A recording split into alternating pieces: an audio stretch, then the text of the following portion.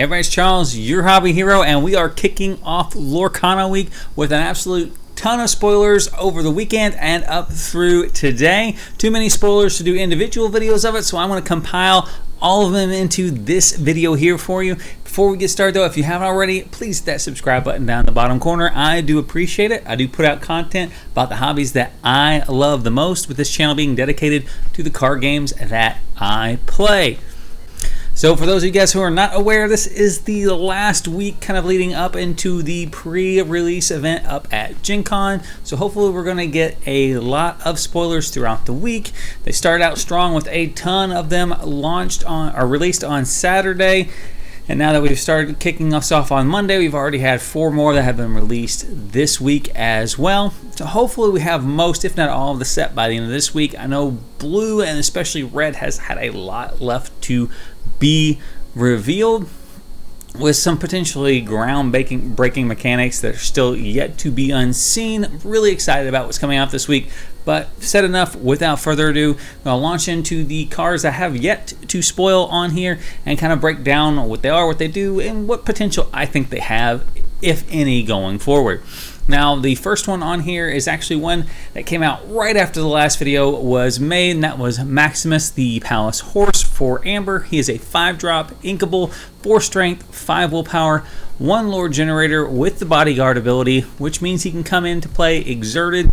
While he's exerted, your opponent's characters must challenge exerted bodyguard characters before they can challenge other characters. He also has the ability support, which is very nice. Whenever this character quests for lore, he can add his strength to another character that you have available, which allows you to challenge for much higher there. Now, I'm a big fan of the support mechanic. They've had it on some pretty high power characters so far as well. This one not excluded. This is a bodyguard character that works a little different than most, because you're probably actually not going to put this one into play exerted most times. Most times you're probably going to hold him back so that you can quest with him next turn, get that 1 lore, and give that 4 strength to somebody else and challenge with that character. Now, 1 lore does hurt this at the 5-drop spot. It is not very much lore generation for a 5-drop, but I think if the bodyguard deck becomes a viable deck, I think Maximus obviously has a place in that. He's got a very big back end already with that 5 willpower, and then his ability to pump up smaller guys for favorable trades whenever they're challenging. I really do like this card, and I think Amber has got a lot going for it in that bodyguard realm, so I do think this card will see some play in the constructed format. All right, next one up, we have Abu the Mischievous Monkey at a 3-drop inkable for Ruby. He's a 3 strength, 2 willpower, and 2 lore generation vanilla character, which means his only ability are the stats that he has. His stats aren't anything crazy impressive for a 3-drop. We've not seen a shift Abu or anything else that triggers off of having an Abu in play. Having said that, at 3, I don't think his stats are enough to get him to be included in any constructed play. He's inkable, decent enough stats that in a limited play format, he's probably fine to include in any Ruby deck. All right, next one up is Scar, Shameless Firebrand for Ruby. He is an 8-drop, uninkable, 6 strength, 6 willpower, 1 lore generator. He has the ability to shift 4/6, which means you can, if you have another Scar in play, you can pay 6, and this Scar will shift into this 8-drop with the ability Rousing Speech. When you play this character, ready your characters with cost 3 or less. They can't quest for the rest of this turn. So it's a very similar ability to Moana, but Moana's triggers every time she quests, and she hits all princesses regardless of cost. This guy is really just going to hit your smaller characters. Now, red has kind of gotten this rush attack challenge archetype going on right now, and I think this what this card is specifically built around. Come in and you challenge, your guys are still alive because they were favorable challenges, and he comes in and untaps all of them and allows them to challenge again, or quest first and then untap all of them and allow them to challenge after they quested for lore. I like that untap ability. 3 is pretty low, especially by turn 6. I don't know how many relevant 3 drops will still be around. I'm not a huge fan of lots of copies of uninkable cards, especially not at 8/6 drop spot. Either way, probably a card that has some fringe play possible, but not a huge fan of this card. Stats are not fantastic with only 1 lore generation. I think if you're looking for a deck that's going to ready and restand characters, Moana is probably going to be a much more efficient option with a lot better toolkit to kind of work around. Could there be some additional cards spoiled? That could change that, possibly, but as of right now, very cold on the Scar Shameless Firebrand. All right, next one up is Horus, the no-good scoundrel for Emerald. He is a 3-drop inkable, 4 strength, 3 willpower, 1 lore generation vanilla character, so no ability on here. I think this is a big missed opportunity because he has no synergy with Jasper whatsoever, and vice versa. The fact that those two guys are together constantly and are their little duo and have no synergy whatsoever together, it was very surprising. Especially since we saw like the Flotsam and Jetsam cards where they kind of play off of each other. I expected a similar mechanic here, but unfortunately we just have a vanilla, understated probably character for Emerald that probably won't see any play outside of a limited format. With him, we also have Jasper, which is another 3-drop, another inkable with 2 strength, 4 willpower, and again, only 1 lore generation with the ability Puppy Napping. Whenever this character quests, choose an opposing character that can't quest during their next turn. So he basically shuts a character down. I mean, you get to trade your low lore generation to kind of turn off their best lore generator. So that's not terrible. I think that Emerald already kind of has a deficit of lore generators, so I think clogging up your deck with another 1-drop just to make sure your opponent doesn't have access to their best lore generator for a turn probably isn't good enough, but certainly has a spot, whereas Horus probably has no place whatsoever.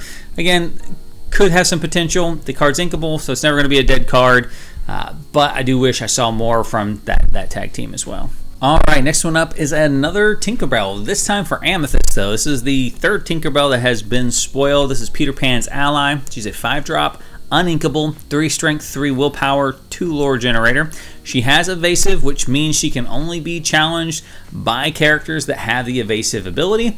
And she's loyal and devoted, which means your characters named Peter Pan gain Challenger 1, which means they gain +1 strength while challenging. Not a great number of abilities. Evasive is very nice.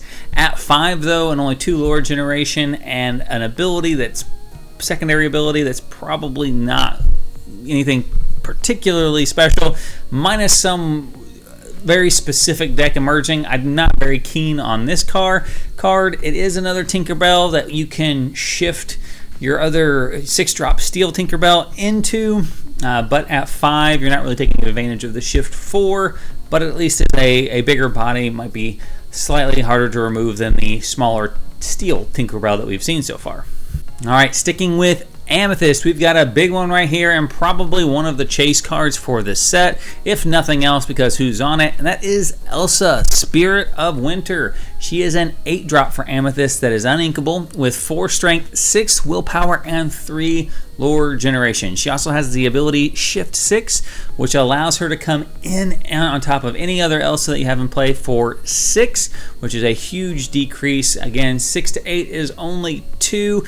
But in this card game, the way the energy plays out, 8 is just a much harder hill to climb, whereas 6 is much more obtainable and really kind of the late game phase of this. So you can get her into at 6, a huge benefit here. She also has the ability Deep Freeze. Whenever you play this character, exert up to 2 chosen characters they can't ready at the start of their next turn. So I really like this character. She comes in hopefully at 6, but with a huge number of stats. If she comes in at 6, she'll be able to give you 3 lore right out of the gates and exert, if they're not already exerted, their 2 best characters and keep them exerted for for a turn after that. So it answers them for 2 turns, basically. It allows you to play cards like Anna, who will take an exerted character and keep them exerted. It allows you to play another Elsa to tap them back down once they've untapped. It's just a very long amount of time for you to go and solve them. So if they're 2 big challengers, you just play a big-bodied Elsa who's questing for 3 lore a turn. She taps down their 2 best challengers, which makes her very hard to kill on the swing back, and you have the 2 turns to either swing into them, play a removal spell from your hand, or just to keep them chained down. Really like this card. I do think it will see play. I know it will see play for the very reason that it is Elsa, and it's the big Elsa from this set, but I also think there's a lot of potential there in a Amethyst deck to just be this lockdown tempo type deck with her at the top end. All right, next one up is one of the cards I was super surprised and super excited to see, and that is John Silver Alien Pirate for Emerald, mostly because I was not expecting to see anything from Treasure Planet in here. He's the first character from Treasure Planet we have seen revealed, which I'm optimistic. I'm sure we'll see at least one other character from Treasure Planet revealed, if not more. Do we see anybody from some of the other series, sort of like Atlantis as well? A lot of those things, those cartoons that maybe fly under the radar a lot of times, and I would not have expected to see in Disney's first set. Happy to see this guy, and he's really good too. He's a 6-drop. Inkable, which is crazy. You don't see very many of the top ends for decks that are still inkable, with 5 strength, 5 willpower, and 2 lore generation. So solid stats already. Very beefy body, hard to challenge, can take a few hits. 2 lore generation is respectable at the 6-drop spot. I would like to see 3, absolutely. But his ability here is pick your fights. When you play this character, and whenever he quests. So he comes into play, immediately has an effect on the board, and every turn he'll have an effect on the board. Choose an opposing character, and they gain Reckless during their next turn. If you're not familiar with what Reckless does, that means that character must challenge next turn if able. Not only can they not quest, they must challenge if able. Now, they still can exert themselves for other abilities, but whenever it comes to, they cannot keep the character unexerted. So that character will not be able to quest. They will have to challenge. This guy's got a big body if he's the only thing for them to swing into. I really like this. Really throws, when you start making decisions for your opponent, it's always a good situation to be. Solid stats. And again, great character from a great show. All right, next one up, we were just talking about the big Elsa and her having to be able to have targets to shift. We have another Elsa here, this time for Ruby. We have the Dreamborn version of Elsa Ice Surfer. She is a 4-drop inkable. She has 3 strength, 4 willpower, and 1 lore generation with the ability That's No Blizzard. Whenever you play a character named Anna, ready this character. This character can't quest for the rest of the turn. So similarly to the Moana effect, we can restand this character after she's either quest or challenged, and she can either remain standing so she can't be challenged the following turn, or she can go in and challenge again. She can sing a song again. She can't quest a second time, but we see kind of these restanding of characters. Now, there's not a ton of synergy so far for Amethyst and for Ruby, so I'm not entirely sure if this is going to be, the Amethyst go-to for an Elsa to shift up to, especially since we have 2 other ones that are already in color.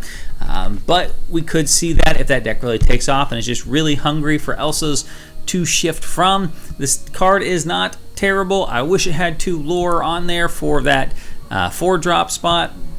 But again, being able to get multiple uses out of it in a turn, hopefully also triggering the Anna's ability to where you keep an exerted character exerted for an additional turn. There could be some nice tempo value plays between the 2, but of the Elsas we've seen so far, this is probably the least likely one to see play, even over the vanilla one, because the vanilla one at least is in the same color with the big 8-drop if you needed a target to shift up to. All right, next one up, and my vote for the weirdest Floodborn art that we have seen so far, that is Captain Hook Thinking a Happy Thought. He is a 5-drop for steel, uninkable, 2 strength, 5 willpower, and 1 lore generation. He has the ability Shift 3, which means for 3 he can shift from one of the lower cost Captain Hooks up into this new form. He has Challenger of +3. We've seen the smaller Hook also has the Challenger ability as well, which means he can challenge for 5 strength whenever he does challenge, and he has the ability Stolen Dust. Characters with cost 3 or less can't challenge this character, so he's just so happy and flying so high that smaller characters can't challenge him at all. So aside from the crazy artwork, this card is kind of all over the place. At 5 and with shift, like the other Captain Hooks, really probably aren't going to want to shift into this guy. Your smaller challenger one is probably going to have already been challenging up to this point in time, so he probably already had some damage on him or just already gone. And the other hook, you know, is getting your fire of the cannons and saves you, I guess, a little bit of time off of your curve here. 1 lore generation. He's not trading much bigger cost-wise. I guess if you shift him out for 3 and you challenge that turn, your quote-unquote 3-drop play can challenge up to a very large character. However, you're getting 2 for 1 in that scenario in all likelihood. If he had higher lore generation, I'd like the Stolen Dust effect that he has, to where he's kind of impenetrable to smaller characters. Or if he just had evasive and he was really just a hard character to attack with that single lore generation, I wouldn't be opposed to that either. But all in all, this guy's got a lot of abilities, but not a lot of great ones that work together. So I'm pretty cool on this particular hook. Love the other 2 iterations of him, and the artwork on here is definitely 5 stars, but probably not a card that's going to see a lot of constructive play. Alright, next one we have Jafar, Keeper of Secrets for Amethyst. He is a 4-drop inkable, 0 strength, 5 willpower, 2 lore generator. With the ability Hidden Wonders, this character gets +1 strength for each card in your hand. Notable cards that obviously put a lot of cards in your hand in a very short amount of time would be A Whole New World. Obviously, we're putting this guy at 7 strength right out of the bat. Now, for 2 lore generation, 4 body, his strength is probably going to be just the deterrence for people to not swing into him. I think he's going to trade very, very favorably whenever they're trying to knock him off as a lore generator. Now, that 4 cost for 2 lore generation, he's not an aggressive lore generator, but I do think that is his big benefit when he gets close to death, being able to then swing with that big strength maybe and trade up to a much larger body. Also very nice, but I do think he is going to make those exchanges in challenging very unfavorable. I think this guy's kind of getting underrated because there's not a ton of card draw. But again, that steel card just instantly makes him 7. There is no maximum hand size, so if there is a draw engine that ends up working in a combination of decks with him, this guy could be an absolute powerhouse. And again, I think his biggest effect is that he's just going to be a deterrent. Like, anything that swings into him is probably going to die, so you're going to need to either swing something big enough to kill him in one hit, or you're going to lose a lot of small guys to get that taken care of. Actually, originally pretty cool on this guy. As I kind of started looking at his potential and the fact that he can just generate lore consistently and push off those challengers has made me warm up to him a considerable bit. Alright, next couple up are ones that were just spoiled today. First one up is Poisoned Apple. That is an item for Ruby. It's 3-drop, uninkable with the ability Take a Bite. You pay 1 ink, banish the item, and exert a chosen character. If it's a princess character that is chosen, banish her instead. Now, if a princess deck emerges, this card may be good enough to make the cut. Aside from that, this card, much like most items, is just not very good. Paying 4 on 1 turn to exert a character, or 3 and then 1 a turn to exert a character and possibly banish it if it's a princess character, is just too much, especially since it is not inkable. I think a lot of people, and I've talked about it a number of times on here, are underestimating the uninkable cards. And if we're talking about like monocolored decks, this card may be good enough in a monocolored red deck. Like, if you start breaking down, well, here are all the uninkable cards in red, this is probably good enough. You gotta remember, you're gonna be pairing it with another color. So if you want this effect, you have steel and emerald, like, that just have direct ways to do this. I mean, even Ruby for one more at 5, can just straight up banish a character. Like, so I don't understand where they're going with these items. There's not enough synergy with items, and most of them are overcosted actions that really, if they have a recurring ability, is so watered down that it just doesn't make a difference. Which leads us into the next card, which is Ursula's Cauldron, which is another item. This one for Amethyst. It is 2-drop, uninkable. Peer into the depths. You can exert this item to look at the top 2 cards of your deck, put one on the top of your deck and the other on the bottom. So again, here's another card. If this card was inkable, I think this card is passable. The fact that it is not inkable, it makes it just trash. You're never going to play just one of these in your deck because you'll never see it.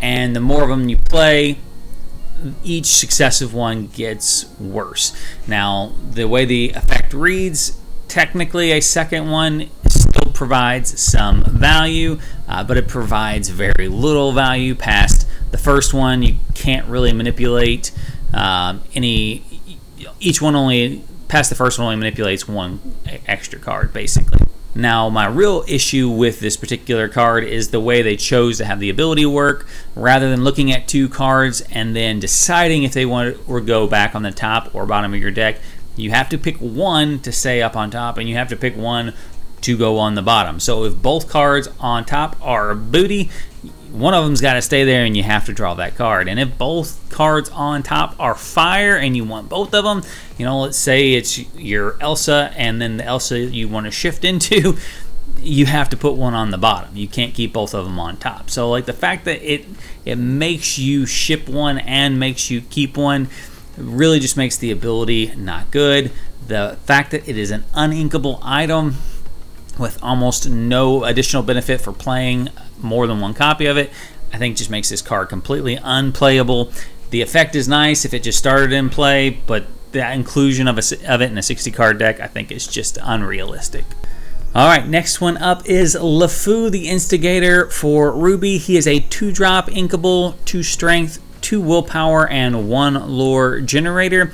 He has the ability Fan the Flames. When you play this character, you can ready a chosen character, and they can't quest for the rest of this turn. Again, we've seen kind of this small sub-archetype for Ruby, where they have this restanding of kind of these aggressive characters. Their lore generation on them is fairly small, so the ability, I don't know. I'm not crazy about what I've seen. Now, I will say with this guy, I do like the idea of against a bodyguard deck that this guy can restand a specific bodyguard that might help you get through, to a character that you're trying to get to. If they have somebody protected behind a wall of 2 or 3 bodyguards, Red has the ability to restand some of those bodyguards without swinging through them, or by using this guy to re-ready a challenger that can swing through them very efficiently.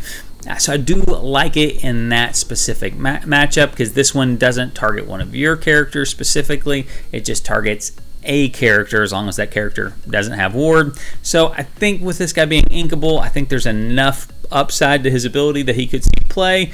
But for that archetype as a whole, still not seeing any cards that really makes me keen on it. And then we have, next up is Sudden Chill for Emerald. It is a 2-drop action that is inkable. You can sing this song with a 2-drop character, and each opponent will discard a card. Now in a multiplayer game, this obviously has a bigger trade value, but in a single 1v1, you're trading 1 card in your hand for 1 card out of their hand. It's not at random. They get to choose. That's generally not good enough. The fact that it can be sung by a 2-drop character is, I guess, a situational plus side, but not a huge fan of 1-for-1 trades, especially whenever it's a card that you most likely have, especially when it's a card that you don't have any information on. So it could literally just be pitching a dead card from their hand, where you traded a spot in your deck that could be a live card in that particular situation. So not a fan of Sudden Chill at all. All right, so that is what we have so far. Make sure you guys leave me comments down below on what you guys think of the spoilers we covered here. Let me know what you guys are hoping to see the rest of this week, and make sure you are subscribed as those new spoilers come out. We're doing more content to cover those as well. Until next time, guys, I'll be Hero out.